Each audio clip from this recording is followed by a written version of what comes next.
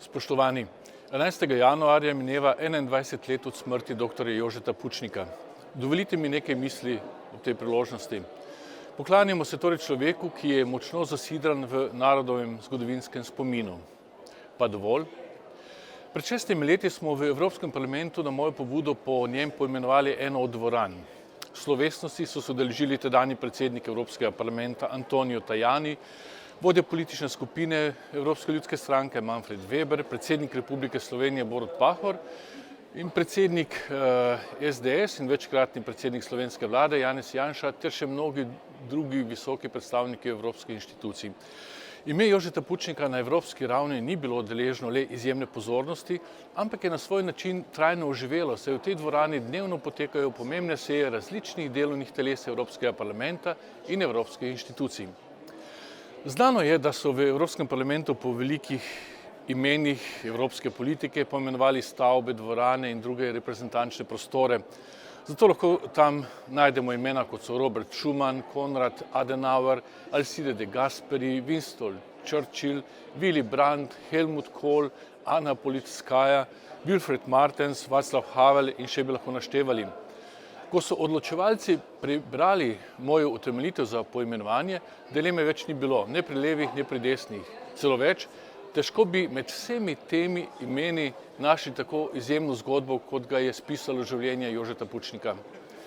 Tisti, ki smo ga poznali, vemo, da bi v svoji človeški skromnosti najverjetneje zavrnil to čast. Po drugi strani pa bi zagotovo razumel, da njegova umestitev med velikane evropske politike simbolizira tudi priznanje zgodovinskih dosežkov slovenskega naroda pred več kot 3 desetletji, ki so se zgodili prav pod njegovim vodstvom, zaradi česar ga imamo za očeta slovenske države. Toda, ali mu v Sloveniji danes izkazujemo to izjemno čast? Kljub izjemam, kot je letališče, Lenart, Ivančna Gorica, Slovenska Bistrica, palača predsednika republike, mislim, da še ne. Kot mnogi velikani tudi on ni doživel nekakšnega moralnega zadoščenja, dokler je živel, da se ravno potem ni nikoli hlepel. Bil je kritičen spremljevalec slovenskega šepajočega prehoda v normalnost. Še posebej ga je prizadel vrednostni nihilizem, ki briše razumsko presojo, kaj je prav in kaj ne. Slovenci kot posamezniki po osamosvojitvi, vojna za Slovenijo v tem smislu izvzeta, svojo domovino nismo vzpostavili neke čustvene pogodbe, ki v jedru pomeni, da vsak prevzame svoj del odgovornosti zanjo. Pučnik je večkrat poudarjal, da če bomo imeli s svojo državo le formalni odnos, na primer potni list ali kakšno drugo boniteto, ki izhaja iz tega, bo naša država zlahka izginila z obličja sveta.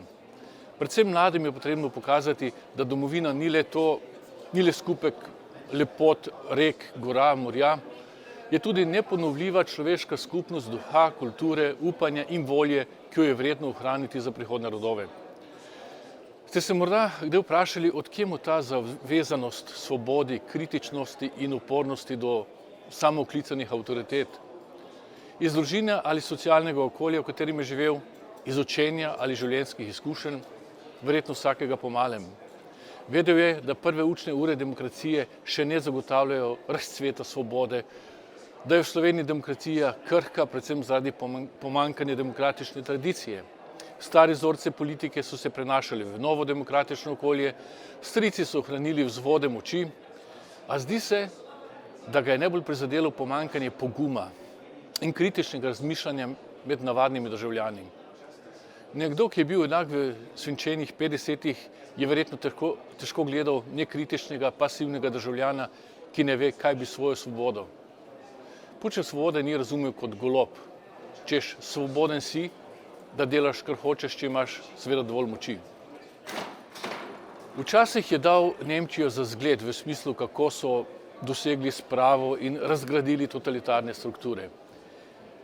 Če si pri nas skušal kaj delati v tej smeri demokracije, so te nemudoma napadli proudbovski mediji.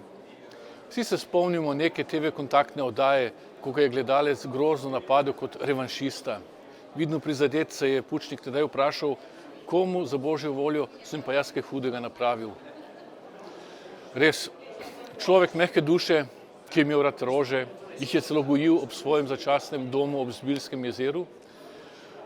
Kako bi lahko on komu kaj hudega napravil? človek, ki ga je krasila izjemna toplina, niti tistim, ki so mu storili krivice, ni na osebni ravni ničesar očital. Njegova politična drža je bila drža državnika. Njega je bilo vredno poslušati, kaj je prav in kaj ne. Odgovor je iskreno, četudi drugače, kot je spraševalec morebiti pričakoval. Četudi je resnica včasih boleča, je vselej povedal tako, kot je menil, da je res in prav. Odkrito, iskreno, tak je bil Pučnik. Človek vreden našega kolektivnega spomina.